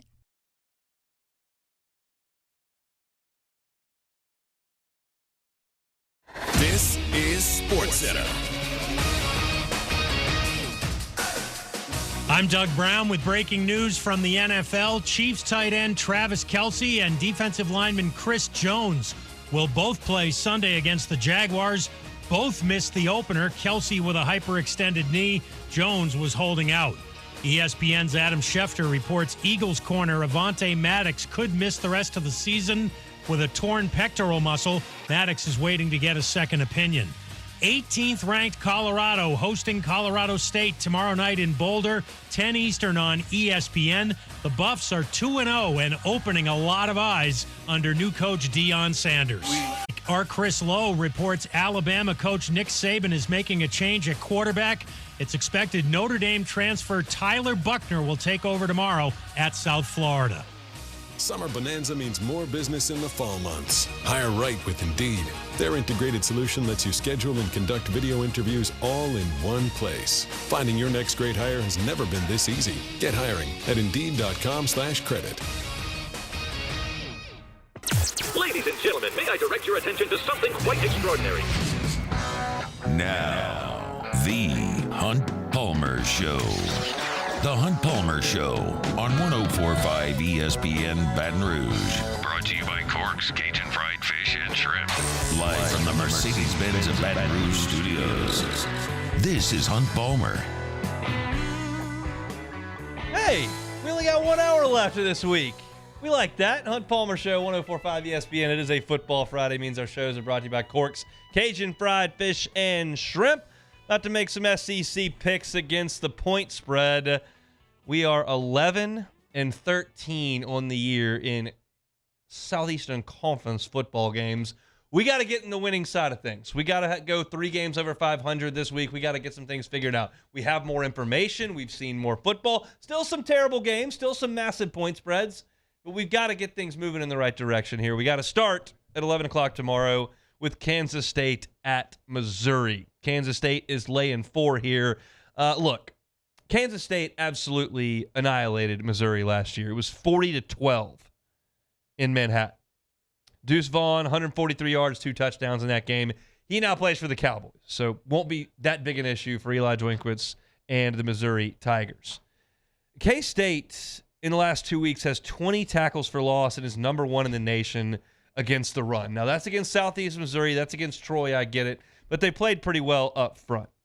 Missouri eked by Middle Tennessee State last week and ran for 2.4 yards per carry. I think it might be tough sledding on the ground for Eli Drinkwitz and company. This game's going to fall squarely on Brady Cook. I don't think that's a good thing for anybody in Missouri. I don't think Kansas State's super awesome, but I don't think that Missouri is good enough to beat them. So give me Kansas State. I will lay the 4. I'm counting on a defense that's put up a bunch of numbers against Southeast Missouri and Troy. That's a comforting feeling. Let's go to the 2:30 game, South Carolina and Georgia. It's a 27.5-point number between the hedges.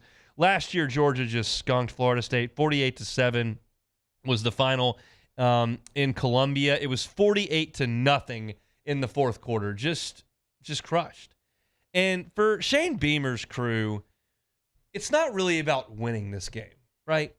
It's about being competitive. It was the same thing that we talked about with Vanderbilt entering the season. Like, you got to get away from the 56-0. You got to get away from the 67-10s.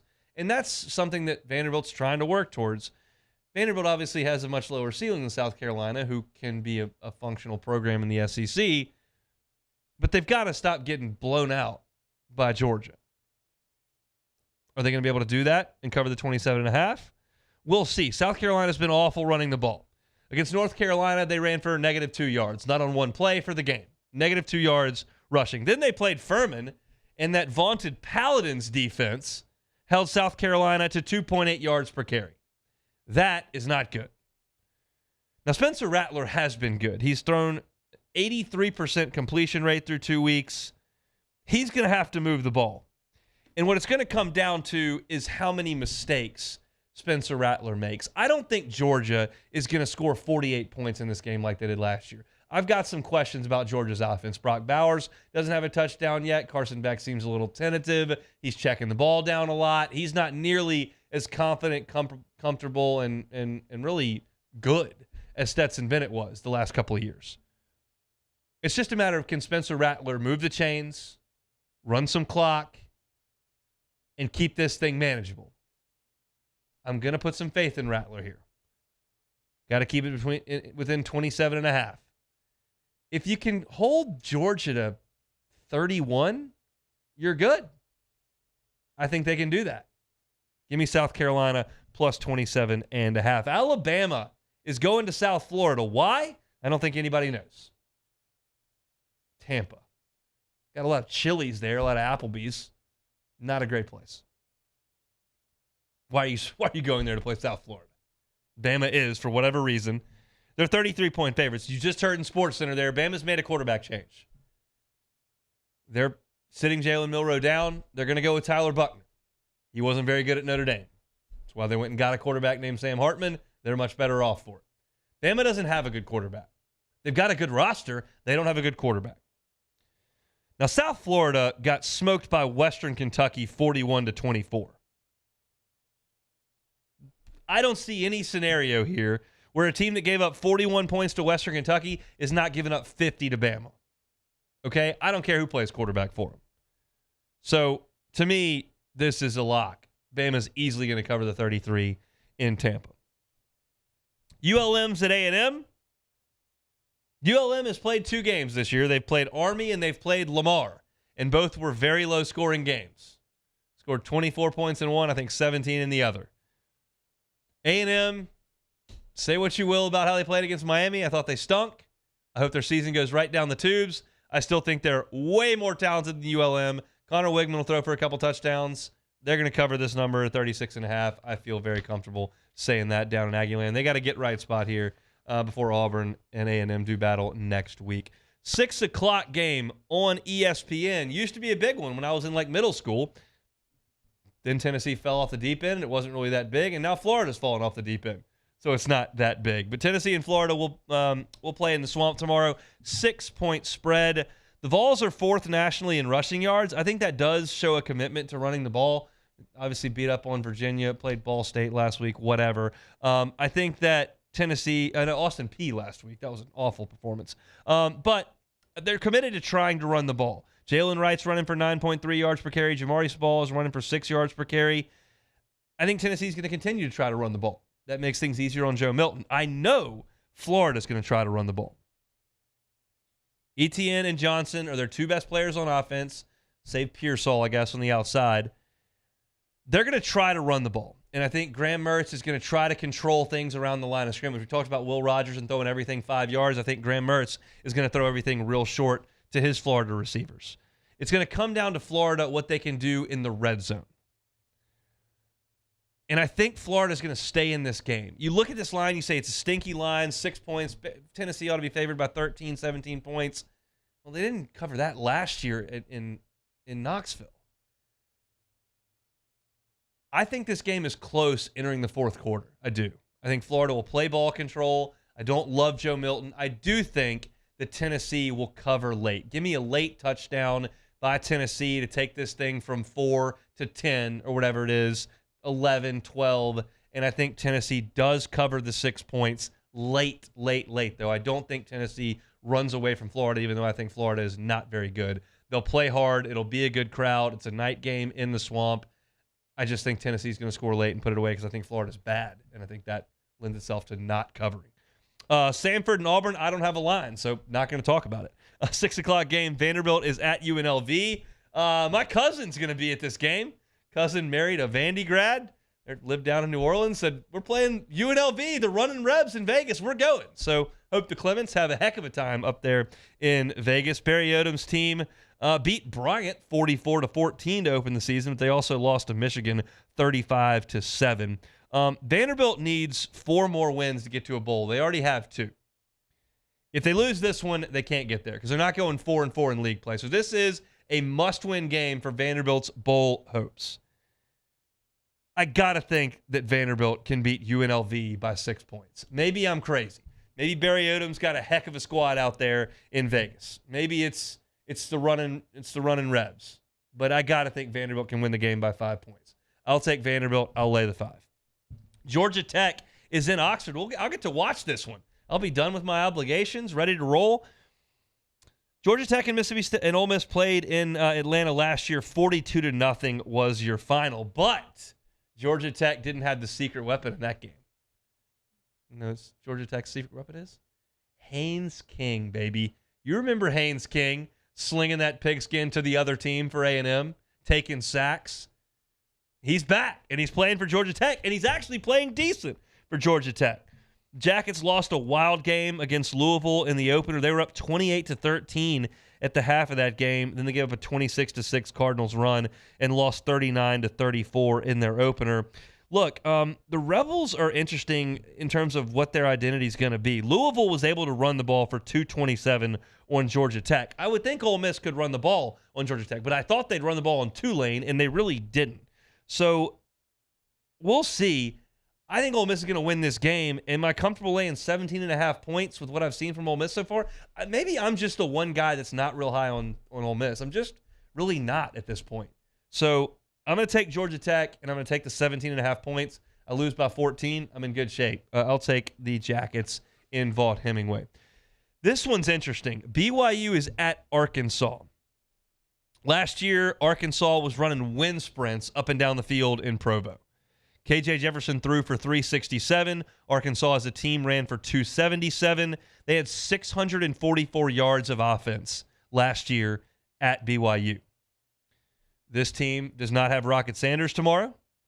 They will not have their offensive coordinator from last year in Kendall Briles. It's Dan Enos now. And I'll tell you what, Arkansas really should win this game, like for their own good, because you know what's coming after this game for Arkansas? At LSU, A&M in Arlington, at Ole Miss, and at Bama. That is 4 straight SEC games away from Fayetteville if they do not beat BYU in this game. Arkansas's offensive line has not been good. And now you don't have Rocket Sanders. I think your run game's suspect. This is going to be KJ Jefferson's game. He's going to have to make great decisions. He's going to have to run the ball a ton. He's going to have to try to make some big plays in the passing game. Arkansas is going to be more athletic than BYU. We saw that last year. But Keaton Slovis is a pretty talented guy, even though he hadn't been uber productive in his time at SC or Pitt. Now he's at BYU. 8's over that pressure point, and I gave this a lot of thought. I want so badly to take BYU. But this is kind of put up or shut up time for Arkansas. Because if this game doesn't go well, Sam Pittman's footing starts getting shaky. He's not even close to getting fired. Just don't put the cart before the horse here. But your program is going to start looking really shaky if you lose this game after a terrible performance last week, and hypothetically you lost the next 4, which they could at LSU, A&M in Arlington, at Ole Miss, at Bama.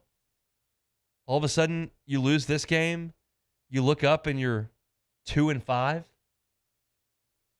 That's a tough spot in year 2020, 21, 22. Year 4, at the count. Year 4. That's tough. I'll take Arkansas on a back-to-the-wall spot. I don't love it. And I heard on Live at Lunch earlier today, they went and one of their expert handicappers gave one pick, and it was this one. He gave BYU in the points. I'll take Arkansas and lay the 8. Don't feel awesome about it. And then the last one here, Akron is at Kentucky. It's a 25-point spread. Listen, Akron lost to Temple, and Akron beat something called Morgan State 24-21. I'll lay the 25 points. Is that a good enough explanation for you? Does that satisfy you for my handicapping of the Zips in Kentucky at Kroger Field, the big grocery store? We'll take it. I'll lay the 25 there. Those are my picks against the number. We got to get back on track. 4-8 last week was unacceptable. More LSU Mississippi State talk when we come back on the Hunt Palmer Show. The Hunt Palmer Show. Ochsner Health and MD Anderson Cancer Center have partnered to create the Ochsner MD Anderson Cancer Center in southeastern Louisiana. This collaboration is providing patients in our region with access to cancer treatments that are among the best in all the nation. Ochsner's the first and only provider in Louisiana that's got fully integrated program based on MD Anderson's practice standards, treatment plans, specialists, researchers, and they've also got access to select clinical trials for patients who are eligible in our area. That expert care from Ochsner and MD Anderson is offered in 7 locations from New Orleans, St. Tammany, and right here in the capital city of Baton Rouge. Ochsner and MD Anderson are working together. They're going to certify additional sites in the future. If you'd like to learn more about the fight against cancer that Ochsner and MD Anderson are mounting together, you can go to ochsner.org. That is ochsner.org. In times of need, get a full list of phone numbers, websites, and other important emergency information on the Demco Stormwatch page at 1045ESPN.com.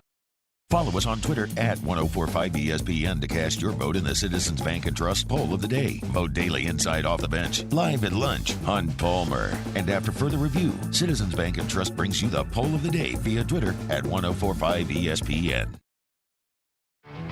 There it is, the extra mile.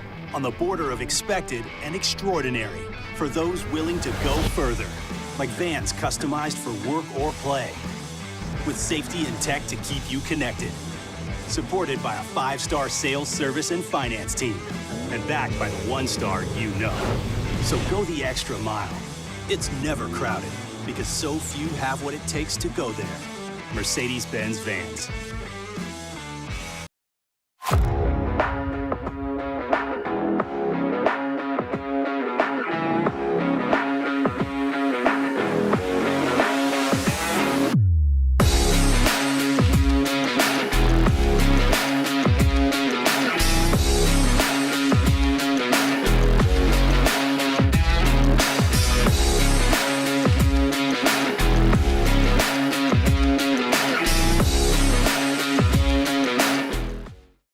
Gulf Coast Office Products is a nationally recognized Savin office equipment dealer based right here in Louisiana. Over 100 employees strong, Gulf Coast has the boots on the ground to support all vertical markets from education, engineering, legal, and finance. With the latest in office technology from desktop to production segment units, Gulf Coast and Savin have the perfect fit for you. Call 225-756-2644. That's 756-2644 for Gulf Coast Office Products. Dylan Cruz here to tell you about Six Rings Baseball and Softball Camp. If you live on the North Shore and play ball, go to Six Rings Camps with former LSU assistant coach Dan Canaveri. His knowledge is second to none, and your child will improve and have fun doing it. Camps were held at Coquille Park and Six Rings Academy in Covington with 4 sessions over the summer. Full day and morning only sessions are available from ages 7 to 13. Go to sixringsbaseball.com or call 985-206-9096. Learn the game to love the game. Scooncha, fall in the air. Fall is right around the corner, which means fall fishing is, which means it's time for you to take your boat to the next level with front-to-back boat service in a bunch of different ways. You want a custom stair job, you can have a ton of fun out there on the water, they can do that. What about a spot lock trolling motor? So you stay right where you need to in casting lines, or sonar that's let you see the fish under the water before you cast. All of your maintenance needs as well. For 38 years, they've been at it and will continue to do so. The Sherman family of front-to-back boat service.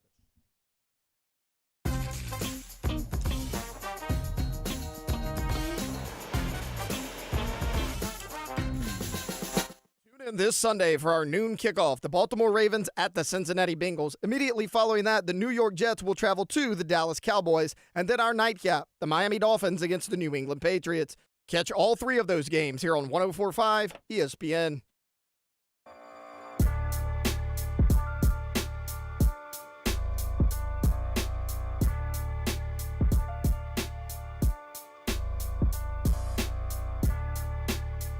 You're listening to the Hunt Palmer Show, brought to you by Corks, Cajun Fried Fish and Shrimp. Obviously, we've got quite a challenge in front of us. One of the most talented teams in the league, LSU. Obviously, every year, one of the most talented athletic teams in the league. And so we got our hands full, but we're happy to be 2-0, and we're excited to get into conference play. And like every game, we'll know more about ourselves as a team and a program after this one. It's, of course, Zach Arnett, Mississippi State head coach, talking about his matchup with the Tigers. 11 o'clock kickoff tomorrow, just after 11 in Starkville, Mississippi. Still, I'm curious how this is going to go for Zach Arnett and his time in Starkville. It takes something special to win there. Jackie Sherrill figured it out one way or another. Dan Mullen figured it out one way or another. And Mike Leach did a good job as well. They won 9 games last year. I'm curious about Arnett, and I will be very candid with you that my opinion of him is influenced because he interviewed with Ed Ogeron for the defensive coordinator position entering 2021, and by all accounts, the interview went very, very poorly. Now, that doesn't mean he can't run the program at Mississippi State. It just means that's a piece of information that I have that skews the way I think about him. He's always been very highly thought of as a defensive coach. Their defense is very different than many of the defenses that you see out in college football. And he's not a guy that spent a lot of time in the SEC. He just showed up here and was a defensive coordinator, and then, hey, here's the keys to this program. My instinct is to bet against everyone who takes the job at Mississippi State because it's a very, very hard job. It's tough to recruit top-end talent, even though there is a good bit around you. Got to get them to come to Starkville. And you're on just a really difficult block. You've got what Alabama's done the last 15 years. You got what LSU's done the last 20 years. You know what Auburn can be and is year in and year out. You know what Texas A&M can be. Arkansas has had its up and downs. And you got to fight for in-state talent with your hated rival, who's probably got a little bit more money than you. And it's a really, really difficult job. And he's not a dynamic speaker. He's never run a program before. He's just done a good job with defense. And we just don't know very much over the last 2 weeks with Mississippi State. This is a week we'll learn a lot about LSU and Mississippi State. I think that there's a chance LSU played a real national title contender in week 1. And the reason that LSU looked as bad as it did for stretches of that game was because the opponent was so good. There's a chance LSU's really good, and we just haven't seen it yet. There's a chance that Mississippi State's got an offense devoid of playmakers, in transition, that was recruited to a different scheme that's trying to put a square peg in a round hole in offense. There's a chance that they're just finding their footing and they're going to ascend as the season goes on. We just don't know. I think we figure some things out coming up tomorrow morning. But one of the big pieces to this game, and one of the few that I haven't talked about over the last 3 days, is the offensive line of Mississippi State. And I briefly touched on it yesterday, but Zach Arnett spoke to it a little bit more in depth than certainly I can. There's good plays where we see what they're capable of doing, but obviously our consistency has to improve. It's every position group. We've done some good things in the run game. We've done some good things in protection. We've had some really bad-looking plays in both the run game and the protection, and so we have to improve our execution and our consistency. And it goes the other way because LSU needs to assert itself on the defensive front. This was a perceived strength of LSU's team entering the season. Mason Smith, Mekhi Wingo. That's a dominant interior defensive line. You've got guys behind them in Tank Guillory and Jordan Jefferson who've played a lot of football. On the outside, you bring in veteran transfers who have started in the Power 5. Obi Akufo, got on the other side Braden Swenson. You've got young talent there in Quincy Wiggins and Deshaun Womack, who's going to play in this game tomorrow, as that's what Brian Kelly has told us. But the thought was that these guys are going to be a handful. You add Harold Perkins to this crew when you're rushing the passer, and they become very difficult to deal with. That needs to be the case tomorrow. If Mississippi State is able to run the ball consistently on LSU and chew up time and chew up yardage and then punch the ball into the end zone, and LSU's defensive front cracks, that's a massive red flag for the entirety of the rest of the year. Because this is a team you should be able to handle at the point of attack on both sides. We thought LSU's strength really on both sides was going to be that front, and the defense certainly felt that way. Now, I don't know how great Mason Smith feels. I don't know how big the loss of Omar Speights is and what the Weeks brothers can give you. But LSU ought to be able to figure it out. You've known that Speights wasn't going to play all week. Mason Smith is coming back for his second game. You've got depth. You've got experience. You've got some talent. LSU should be able to stonewall this rushing attack. It's not Anthony Dixon from Mississippi State. This is not Darren McFadden. It's not any of those Alabama running backs. This is Woody Marks, who's a nice player. Little undersized, good speed. He's fine. LSU either goes out there and stonewalls this rushing attack, forces Mississippi State to take the ball to the air where they don't have great playmakers on the outside, and proves that it does have a strong front that can take over games, is a strength of the team, and what we thought in August still applies. Or Mississippi State runs the ball on LSU, bleeds clock, moves the ball, breaks your will up front, and all of a sudden you're looking at this defense going, well, I don't feel awesome about the secondary and how they played early, and then the team decided they were going to run the ball, and they did that. Now all of a sudden, what do we got here that's good? That's kind of what's on the line in this game. I don't care about the cowbells as much. I don't care about going on the road as much. I don't care about the 11 o'clock start as much. It's a question of LSU being what we thought they were going to be. August is optimism season. September, October, November, that's reality. And we'll see what Mississippi State purports to be and what we think LSU is when they take the field on Saturday morning. It's a matchup that I quite frankly see in LSU's favor, and it'll be real sobering if it is not. We'll see. That's Zach Arnett talking a little bit about his team facing LSU. I want to get you caught up on what the schedule is for tomorrow. I did this in the first hour. I want to do it again, and I'll do it again before we get out of here for those of you that are locking us in for the first time today. Kickoff's just after 11 o'clock, so a little different game day schedule for us here. We will start at 7 o'clock with Eagle 98.1 Game Day. That's Matt Musso and Charles Hanniger from right here in studio. Usually they're at Rouse's pregame. Will not be this time around because Rouse's isn't open at 7 a.m. So they'll be right here in studio. They'll go for a 2-hour pregame show from 7 o'clock until 9 o'clock. That's when the LSU Sports Radio Network takes over. That is myself, Brandon Taylor, and Marlon Favorite. We'll be with you for 90 minutes up until about 10:30. We'll hand things off to the broadcast team, Chris Blair, the boys of the Tigers, up there in Starkville. They'll give you the call of the game and 30 minutes following the game with their post-game report. Then we're on for an hour, myself, Brandon Taylor, Marlon Favorite again.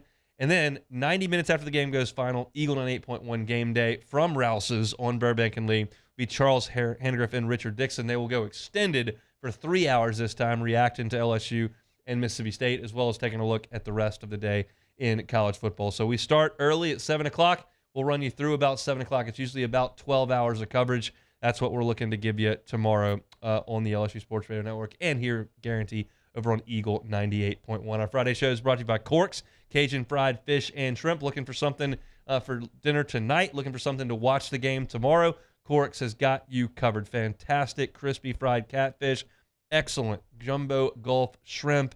It's clean, it's crispy. You got those crispy shoestring fries as well. Plus, it's not just shrimp and fish. They've got your baked potatoes, famous baked potatoes, the same ones they give you at Kuyon's across the river. They can top it with crawfish etouffee and those jumbo fried shrimp. It is fantastic. Don't be one of those folks that says, hey, I'm from South Louisiana. I'm not going through a drive-thru for my fried seafood. Just try it once over there at Corks. I promise you, you will certainly enjoy it. They bring you our Friday shows each and every Friday here on The Hunt Palmer Show. When we come back, it's take it or leave it. My final pick is to come. It's The Hunt Palmer Show. You are now listening to The Hunt Palmer Show. It's storm season. Don't let that power go out in your home. Boudreaux's Electric is family-owned and operated by Neil and Melissa Boudreaux the way it's been for 40 years. Boudreaux's Electric is a certified Generac generator dealer. Not just that, they're a premier Generac dealer. It means they're in the top 3% nationwide. If you find a Generac generator for less expensive than you see at Boudreaux's Electric, they'll match that price, I promise you. And you're going to want to work with Boudreaux's Electric. Couple of reasons. One, they can monitor your Generac generator at home 24 hours a day, 7 days a week. If it fails or for whatever reason it's malfunctioning, they can detect that they'll come out, send a tech, and they will fix it. And every Generac generator that Boudreaux's Electric sells comes with a free 10-year warranty. 10 years. That is a long time. Don't wait. Call Boudreaux's Electric, same number they have had for the last 40 years. They're at 985-397-1562. 985-397-1562. Give them a call. It's Boudreaux's Electric. Our listeners fire off their opinions on the jimsfirearms.net hotline at 499-1045. Keep listening for your next chance to shoot us your thoughts with the jimsfirearms.net hotline on 1045 ESPN Baton Rouge. Breck teamed up to reimagine your parks, and you imagined big. With your help, we went to work, creating 12 beautiful community parks across the parish. A family-sized water park, miles and miles of trails, and parks just for your dogs. There are more places to splash, to explore, to run wild, and even soar. You imagined, we delivered. Gold. Breck, your #1 park system in the nation. The Windsor Senior Living Community in Mandeville, Louisiana is a beautiful, vibrant apartment community geared towards seniors. They are nestled right in the heart of Mandeville, where seniors live a more carefree lifestyle in spacious apartments with the peace of mind that comes from having a little extra help. Call the Windsor at 985-624-8040 to schedule a lunch and tour. Come see how the Windsor can be your passport to peace of mind. There it is, the extra mile, on the border of expected and extraordinary, for those willing to go further, like vans customized for work or play, with safety and tech to keep you connected, supported by a 5-star sales, service, and finance team, and backed by the 1-star you know. So go the extra mile. It's never crowded, because so few have what it takes to go there. Mercedes-Benz Vans. I've been doing business with Luba for 25 years. They're dependable, trustworthy. It's just the attention to detail with our clients. Our folks have years and years of experience. They're highly trained professionals, but many companies have that asset. What I'd like to think makes Luba a bit different is that we use those talents in a way that truly is dedicated to serving the needs of the folks who depend on us. Gulf Coast Office Products is a nationally recognized Savin office equipment dealer based right here in Louisiana. Over 100 employees strong, Gulf Coast has the boots on the ground to support all vertical markets from education, engineering, legal, and finance. With the latest in office technology from desktop to production segment units, Gulf Coast and Savin have the perfect fit for you. Call 225-756-2644. That's 756-2644 for Gulf Coast Office Products.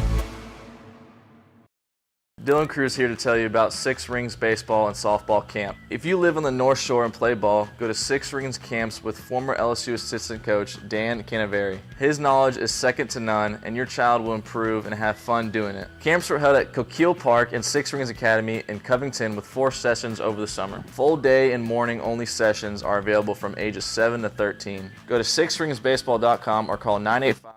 Moscona inviting you to join us for a Football Friday edition of AFR presented by Don Juan Cigar Bar. Phil Steele's here to preview the biggest games of the college football weekend. The Riot Radio Hours, our guest picker. We'll see you Friday, 104.5 ESPN Baton Rouge.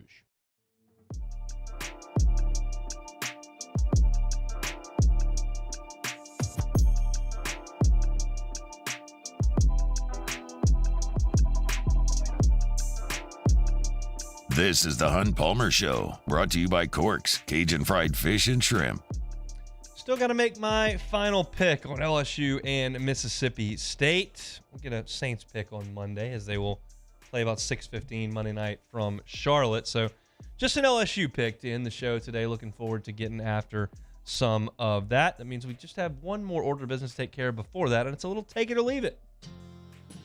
All right, first one here. The Maui Invitational will relocate to Honolulu as opposed to the mainland this year because of the wildfires. Take it or leave it. I'll take it. I realized that there were a couple places that reached out. Vegas was like, we'll take it and we'll deal with it and maybe donate all the money back to Hawaii. But I think I think that's probably something that Hawaii takes some pride in. I think it'll help with some tourism dollars potentially, and obviously they're in a tough spot down there in Hawaii, and I'm glad that one, that'll be happening there, that's a little bit of normalcy, and they'll be able to raise some money, and two, that the kids who are getting to play in the Maui Invitational will get to actually go to Hawaii and play in it. It won't be in the same gym that it's always in. We'll see, but I like the Maui Invitational. I think it's a great event, and for them to keep it in Hawaii, I think is a very, very good thing, so I will take it. Mississippi State's cowbell tradition. Take it or leave it. Okay. This one's tough because it is uniquely theirs, but I have to leave it because I just feel like it's cheating. Like, I'm not as concerned with it in baseball, but like in football, they're just very clearly ringing cowbells while you're trying to call your plays. And as I said earlier this week, if you allowed Tennessee or LSU or A&M to ring 100,000 cowbells, like that would be a significant problem for a lot of people. And so I just think there's a little bit of inherent advantage. They're like, hey, by the way, no one gets artificial noisemakers except us. We're grandfathered in because we had the cowbells a long time ago. I think it's cool to like use it at the tailgate. I'm fine with it at baseball when noise isn't quite an issue. But like they're supposed to turn the quote unquote turn the cowbells off, stop ringing when teams are in the huddle or they're breaking things. That doesn't happen. They don't do it. Like I've been there before, and I don't know if they still do because I haven't been since 2013. But they had a little thing at the top of the scoreboard that said ring and don't ring, and they put like an X through it, and they just don't listen. They just do whatever they want. And there was supposed to be a 15-yard penalty assessed to them, supposed to be a fine assessed to them, and it doesn't work. So just because they have the little bitty stadium that doesn't fit a lot of people doesn't mean they get to just reinvent the rules. I have a feeling that if they were really good and they went on to win a national championship, I feel like they may change the rules after that. Because I think because they're not that good, nobody really worries about it that much. It may be that it's just poor, pitiful state, but like I can tell, I'm looking at it, and it just doesn't seem to me to be fair in the least. So I'm out on the cowbells. It's really tough at 11 in the morning when you're a writer and you're in the press box and they're ringing those things. Like, at least if you're hammered, like you don't really care. But like, it's not a great feeling. All right, next one, the Junction. Take it or leave it. I will take it. For those that don't know what the Junction is, the Junction is Mississippi State's tailgating area. I am very tough on the Grove.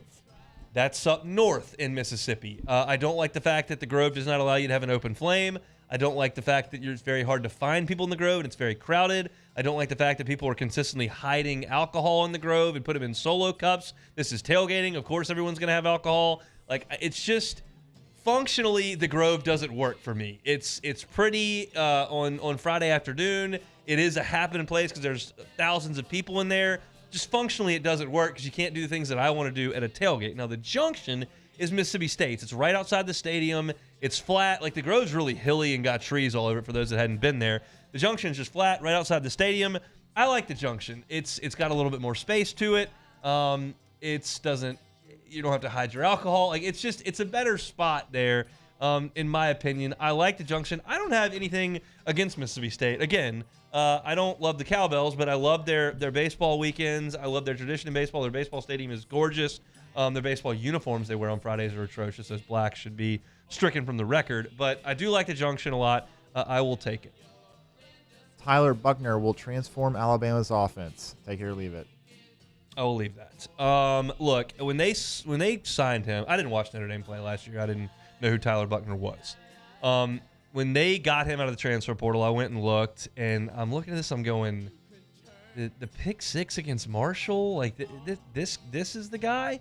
And clearly Notre Dame felt like they had an issue at quarterback to go out and get Sam Hartman. Now, Sam Hartman's good, and maybe most teams go get Sam Hartman, but they moved on from Tyler Buchner and went and got Sam Hartman. He looks remarkably average to me. He's a good athlete. He was apparently a ridiculous lacrosse player in high school on the East Coast. He can run a little bit, and he's got a decent arm. But, like, as far as, like, playing quarterback for Notre Dame last year, that did not look good to me at all.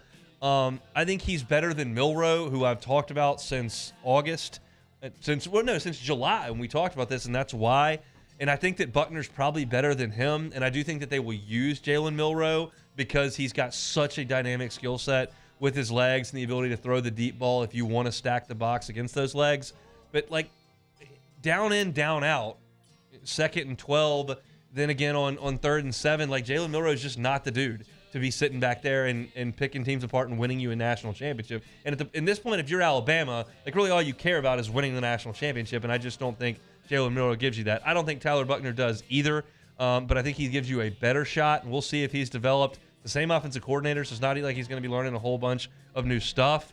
But I don't think that Alabama has a very good quarterback, and that's gonna hurt you. Last one here, LeBron James is said to be reaching out to some future Hall of Famers, including Stephen Curry, who has not actually played an Olympic team yet, about playing in the next Olympics. Take it or leave it. I'll take it. I hope they do it. I know we got like 3rd or something in the World Championships that just happened. 4th, actually. They lost to Canada in the 3rd place game. Oh, Jesus. Yeah. We lost to Canada? In the 3rd place game. Who did we send? Like Creighton University? Like, No. how do we not? Canada's got players. No, they don't. They do. Not good enough players to beat us. No, they shouldn't have beaten U.S. They got a bunch of You're hockey right. players with 6 teeth. They don't have good basketball players. Like, there's No, no U.S. chance should we have won. lose. You're right, but Canada's got some good players. But I'm sure they have fine players, and I'm Yeah. sure they're all great. But we got to beat Canada in Yes. basketball. As far as this goes, this was so cool when the U.S. did it in 2008. Now, I realize that this would probably be a little bit older team if the guys he's talking about are some of these players. But, like, Steph's older, and so is LeBron. But that team in 08 was so much fun to watch. They called themselves a redeem team. I've told this story a million times on air. But that Olympics happened to fall in the 1 month where I was not working or in school, but I was living in Baton Rouge prior to school starting up. And so I was able to wake up at 3 in the morning and watch USA basketball play in Beijing, and it was Dwayne Wade and Kobe and LeBron, and it was ridiculous amount of talent out there just dominating folks. And if we could get back to that and bring out the best that USA has to offer, that's a compelling product. And now the world is starting to catch up a little bit. They've got better players now. If they could, you got Antetokounmpo playing for Greece and Luke. They don't play for the same country, so I still don't think anybody should be able to beat us. But if LeBron wants to organize that, I'd be all for it. I don't know that he's got a ton to play for in Los Angeles at this point. They don't seem to be that good to me. I don't know that. I don't really like the idea of having LeBron and some Steph. I can see. I would. What's wrong with LeBron? He's still good. No, I know, but just there's younger guys that are at the top of their game right now. Guys like Jason Tatum and put him on the team. Yeah, but I just don't think. If you're going to bring LeBron, though, I don't think he needs to be playing a lot of minutes. I think he could be a leader for the team, but let the younger guys have experience. He's already gotten plenty of gold medals. They did that with Jason Kidd on the team I'm talking about. Yeah. Jason Kidd started the game, came out, and Chris Paul and Darren Williams ran the show the rest of the time. I know a lot about that team because I watched them play every game, and then all my buddies, we all bought jerseys of that team, the Redeem Team jerseys. We had them hanging up in our living room in college. We were really cool guys. But like I'm all for that. USA basketball is a cool thing to watch. I love the Summer Olympics. Basketball is like my 4th favorite event to watch in the Olympics. I love the swimming. I like to watch track as well. I love volleyball. I like to watch like water polo and stuff too in the Summer Olympics. I can't really get into the Winter Olympics for whatever reason, but I do like the Summer Olympics. If LeBron wants to get a band of brothers to go out there and put a really good Team USA product on the floor, I'm all for that. All right, that'll do it for Take It or Leave It here on this Friday. Friday shows brought to you by Corks, Cajun Fried Fish and Shrimp, Government between Foster and Jefferson. They can do all your catering. If you just want to feed the office, not even talking about a tailgate or a high school game on a Friday night, if you just want to feed the office one day, Corks can handle that. Just give them a call or check out the website, corksfishandshrimp.com. We'll got one more time out. When we come back, it's time to get our final pick for the LSU-Mississippi State game. Don't go anywhere. It's the Hunt Palmer Show. The Hunt Palmer Show. The NFL season is here, and now's the time to get incredible offers from FanDuel, America's #1 sportsbook. Right now, new customers can bet $5 and get $200 in bonus bets guaranteed. Plus, all customers who bet $5 will get $100 off NFL Sunday Ticket from YouTube and YouTube TV. Now's the best time to join FanDuel. The app's easy to use. You can bet on everything from spreads to player props and more. Visit FanDuel.com/1045ESPN. That code is important. FanDuel.com/1045ESPN and kick off the NFL season with an offer you won't want to miss. FanDuel, official partner of the NFL.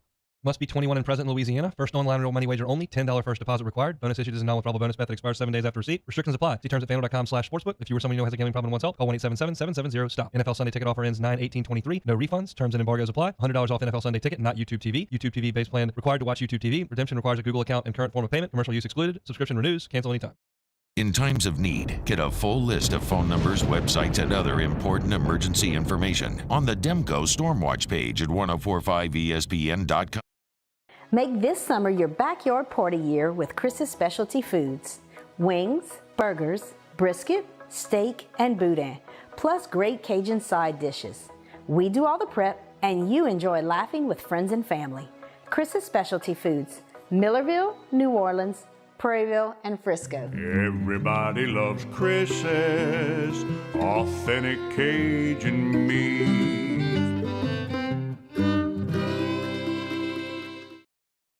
Scooncha, fall in the air. Fall is right around the corner, which means fall fishing is, which means it's time for you to take your boat to the next level with front-to-back boat service in a bunch of different ways. You want a custom stair job, you can have a ton of fun out there on the water. They can do that. What about a spot lock trolling motor? So you stay right where you need to in casting lines. Or sonar that's let you see the fish under the water before you cast. All of your maintenance needs as well. For 38 years, they've been at it and will continue to do so. The Sherman family of front-to-back boat service.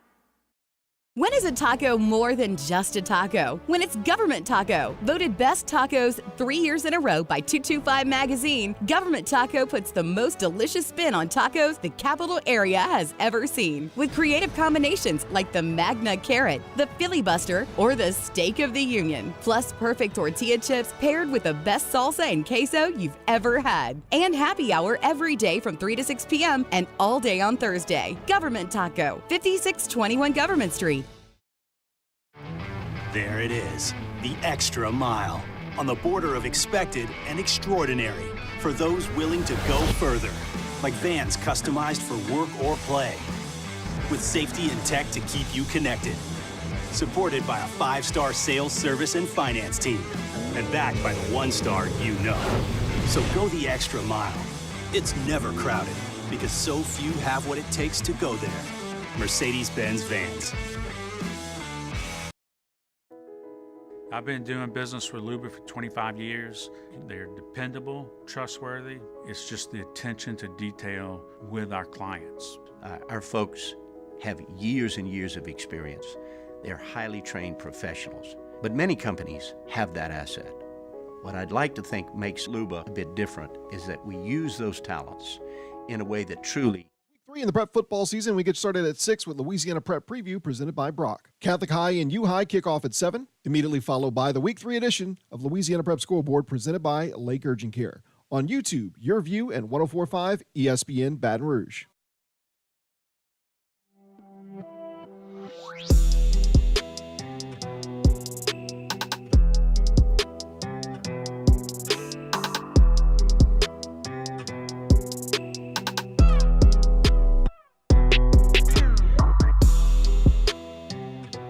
You're listening to The Hunt Palmer Show, brought to you by Corks, Cajun Fried Fish and Shrimp. As you just heard CV say, we'll be coming up with Louisiana Prep Preview right after Matt Moscone. Of course, AFR from 3 to 6 this afternoon. Cade Wassan from 6 to 6:45, Louisiana Prep Preview. They'll get you ready for Catholic High and U-High. Huge one here in the capital city, and they'll be back after that one goes final for Louisiana Prep Scoreboard. I've given you the layout for tomorrow's show a bunch of times.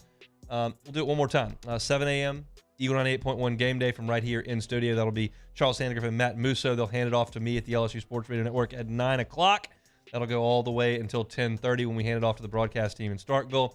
30 minutes after it goes final, we'll have the post-game show on the LSU Sports Radio Network. And 90 minutes after the game hits zeros, it is Charles Sandgriff and Richard Dixon from Rouse's Burbank and Lee on Eagle 98.1 game day. So it should be a full 12 hours, 7 to 7 tomorrow. It'll be LSU and Mississippi State at 11 o'clock in the morning. And that means, I guess, it's time for final pick. Their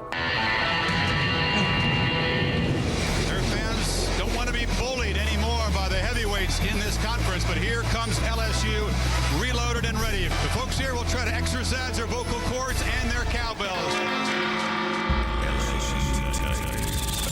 You know, our team played well last weekend, played for 4 quarters. Now we look to kind of build on that. This is a team that certainly can compete for the SEC West again, and we got to go on the road, and we got to prove that. And the Mississippi State Bulldogs. Obviously, we got quite a challenge in front of us, one of the most talented teams in the league, LSU. So we got our hands full. We're happy to be 2-0, and we're excited to get into conference play. And like every game, we'll know more about ourselves as a team and a program after this one. Now, final pick. 2 weeks ago was a gut punch for LSU. It was a gut punch for the fan base, for the program. Air came out of the balloon for the 4th consecutive opening game.